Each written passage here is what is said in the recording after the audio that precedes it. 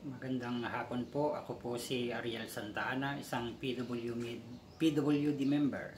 Sa kabila po ng mga batas na naitatag dito sa Pilipinas, gaya ng Batas Bilang 344 o Accessibility Law, Republic Act 7277 o kilala bilang Magna Carta for Person with Disability, at naamyendahan bilang Republic Act 9442, Republic Act 3754 o yung pagpapalawak o pagdadagdag ng mga benepisyo at pribilehiyo para sa mga taong may kapansanan.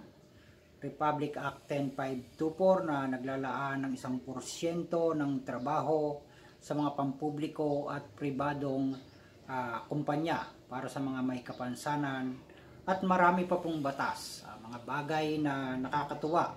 Ngunit hanggang sa ngayon po ay may mga bayan, probinsya at maging sa mga barangay ay hindi pa po ganap na nakakamit ng mga taong may kapansanan ang kanilang mga karapatan. Kapansanan, diskriminasyon, kakulangan sa oportunidad sa mga PWDs ay patuloy pa rin po na nararanasan ng mga may kapansanan, at na may mga problema na patuloy pa rin po na kinakaharap ang mga taong may kapansanan.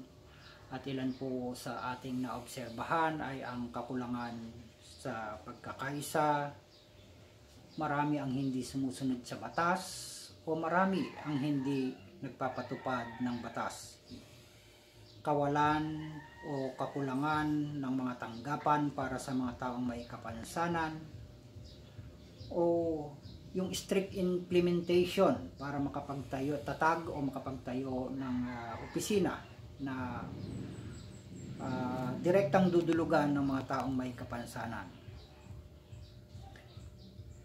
Dahil po dito ay patuloy po ang mga struggles ng grupo ng mga may kapansanan o ang mga miyembro ng mga may kapansanan, at patuloy na ipinakikipaglaban ng mga may kapansanan ang mga problema kagaya sa transportasyon o walang akmang sasakyan para sa mga may kapansanan, kagaya ng mga naka-wheelchair o yung mga blind, kung paano sila magkakaroon ng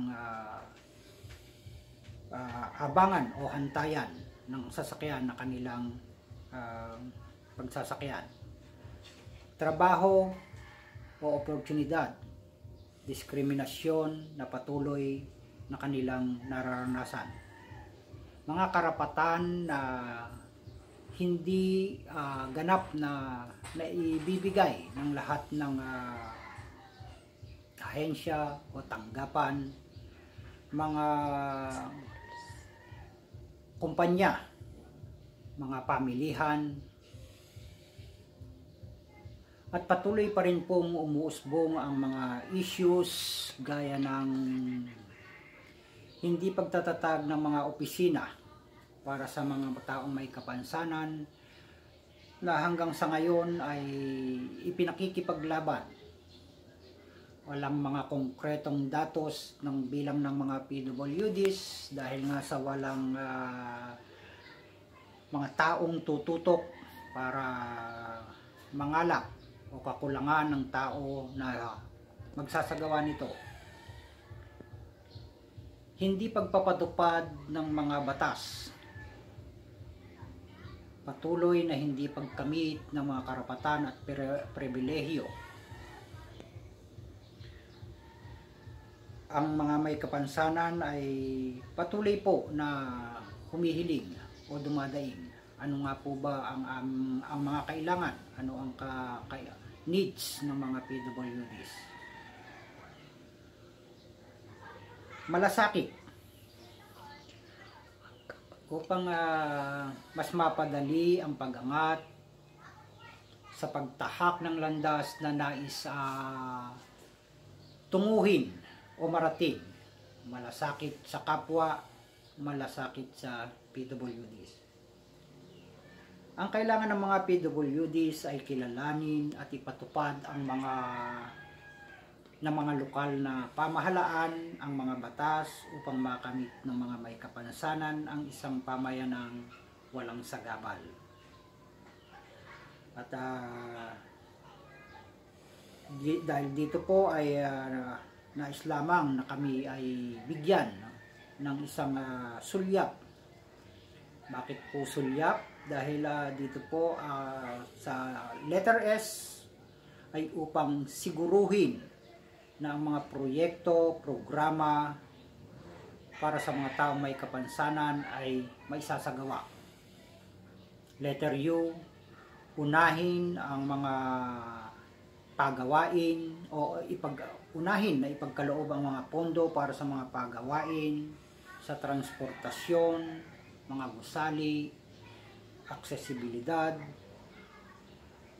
o mga gusali na angkop na magagamit ng mga taong may kapansanan.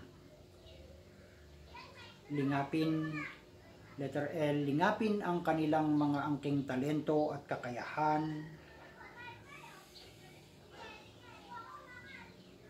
PWDs man ay mayroong mga angking galing na maaaring maipamalas at maibahagi sa ating pamayanan.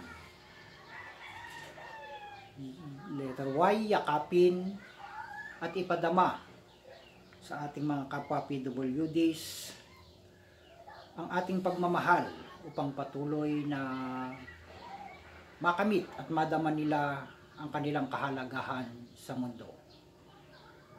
Agapayanan sila sa kanilang mga kahinaan, tulungan sila na abutin ang kanilang mga pangarap. And then letter P, pangkabuhayan. Paunlarin ang mga PWDs sa pagkakaloob ng mga livelihood na tulong na maaaring mapagsimulan upang sila ay makapagsimula ng kanilang buhay. Sa kasalukuyan po, ang ating province ng Nueva Ecija ay naglagay na ng tao na tututok sa mga taong may kapansanan, at natutuwa po ako na ang inyo pong lingkod ang siyang itinalaga bilang Person with Disability Affairs Officer, at ito po ay pinondohan na ng ating pamahalaang panlalawigan, at nagpapasalamat po ako sa ating kagalang-galang Aurelio Matias Umali na yung sulyap na ating hinahangad ay kanya pong ipinagkaloob. Unti-unti ay nagkakaroon na po tayo ng mga programa na mai-augment o maitutulong natin sa ating mga bayan na nangangailangan ng suporta para tulungan ang grupo ng mga may kapansanan. At sa kasalukuyan nga po ay may mga programa na ipinagkaloob ang ating pamahalaang panlalawigan, kagaya ng pagkakaloob ng mga kagamitan o mga assistive devices gaya ng wheelchair, crutches, cane, at marami pa pong mga programa na maibabahagi natin sa ating mga kapwa may kapansanan. At nang mabigyan po sila ng mga assistive devices kagaya ng wheelchair, artificial leg, cane, ay na-boost yung kanilang pagkatao para abutin yung kanilang mga pangarap. Nagkaroon sila ng mga panibagong pag-asa na kumilos at gumawa ng mga kaparaanan na makatutulong para paunlarin ang kanilang mga sarili at ang kanilang kabuhayan. Magkaroon ng bahagi sa lipunan na kanilang ginagalawan.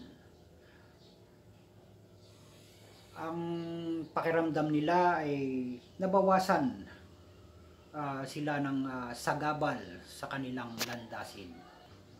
Ayun lamang po at maraming salamat po.